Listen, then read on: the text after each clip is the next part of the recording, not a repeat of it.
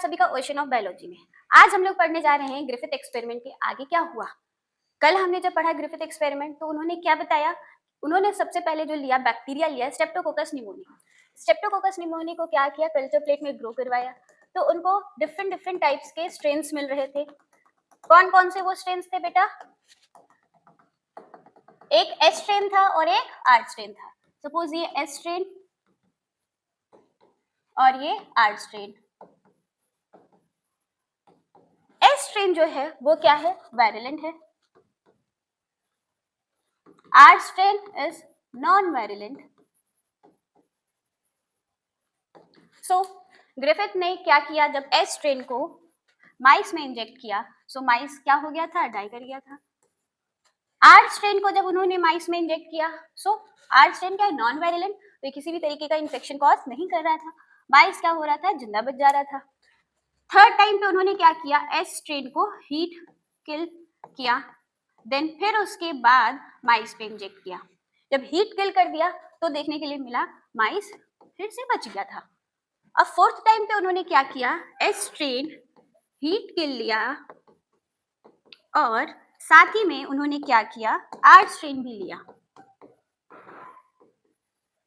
सो इस टाइम पे ग्रिफिथ को क्या देखने के लिए मिला कि यहाँ पे जो माइस था वो मर गया। कायदे से क्या होना चाहिए था, एस स्ट्रेन जो लिया हीट किल वाला तो क्या हो रहा था, माइस जिंदा बच रहा था। आर स्ट्रेन जो है ये नॉन वायरलेंट है तो उससे भी माइस जिंदा बच रहा था। बट यहाँ पे जब एस स्ट्रेन हीट किल और आर स्ट्रेन लिया तो माइस की डेथ हो जा रही थी। ऐसा किस लिए हो रहा था, इतना तो ग्रिफिथ को समझ आ गया था कि ऐसी कोई चीज है जो एस स्ट्रेन से आर स्ट्रेन में ट्रांसफर हो रही है, बट अब उसका नेचर क्या था उस मटेरियल का वो इन्होंने नहीं बताया। सो इनके बाद साइंटिस्ट आए जिन्होंने बताया बायोकेमिकल नेचर उस कुछ वाली मटेरियल का, जो मटेरियल ट्रांसफर हो रहा था एस स्ट्रेन हीट किल से आर स्ट्रेन में और आर स्ट्रेन को वायरलेंट बना रहा था।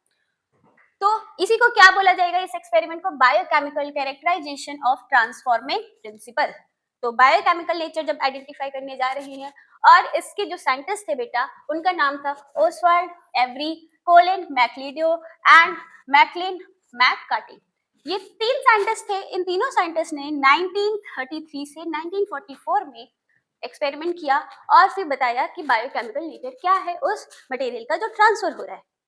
सो देखते हैं कैसे बताया इन्होंने क्या लिया, heat killed S strain bacteria लिया, तीन सेटअप लगाए अलग अलग। एक सेटअप में क्या किया उन्होंने, यहाँ पे बैक्टीरिया लिया हीट किल्ड एस स्ट्रेन का और उसमें प्रोटीएस मिक्स किया।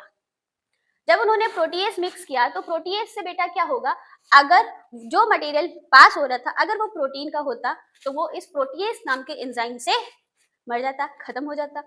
उन्होंने क्या किया, तीनों सेटअप में अलग अलग एंजाइम्स लिए। प्रोटीएस लिया जो प्रोटीन को खत्म कर देगा, आरएनएस लिया जो क्या करेगा, आरएनए को खत्म कर देगा, और डीएनएस लिया जो डीएनए को खत्म कर देगा। ठीक है, तो पहले सेटअप में उन्होंने जो प्रोटीएस एंजाइम लिया फिर उसको क्या किया, माइस में इंजेक्ट कर दिया।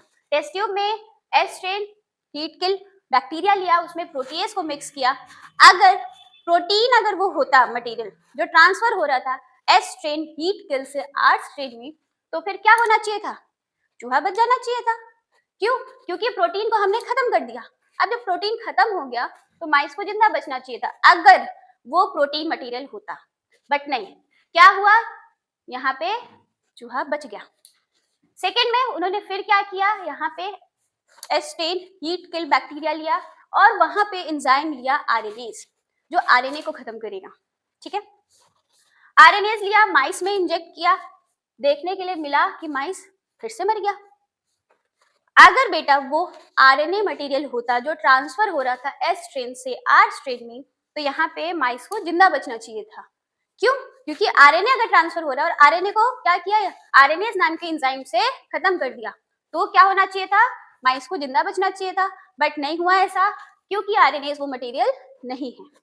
फिर थर्ड टाइम पे उन्होंने वही सेम चीज किया, S strain heat kill bacteria लिया, उसमें एंजाइम मिक्स किया। एंजाइम इस बार क्या था, डीएनएस।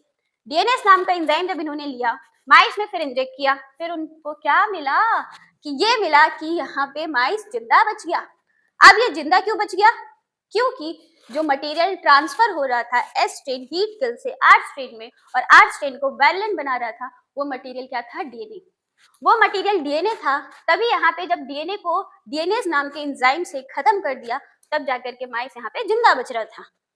अब यहाँ पे माइस जब जिंदा बच रहा था तो इससे ये पता चला कि DNA is the genetic material. ठीक है, बट बहुत सारे ऐसे साइंटिस्ट थे जिन्होंने बोला कि हम आपके इस एक्सपेरिमेंट से सेटिस्फाई नहीं हैं। तो इसके बाद फिर हार्सी एंड चेस का एक्सपेरिमेंट आया। उनके एक्सपेरिमेंट के थ्रू प्रूफ किया गया कि DNA is the genetic material. So thank you. हम नेक्स्ट वीडियो में पढ़ेंगे हार्सी एंड चेस का एक्सपेरिमेंट।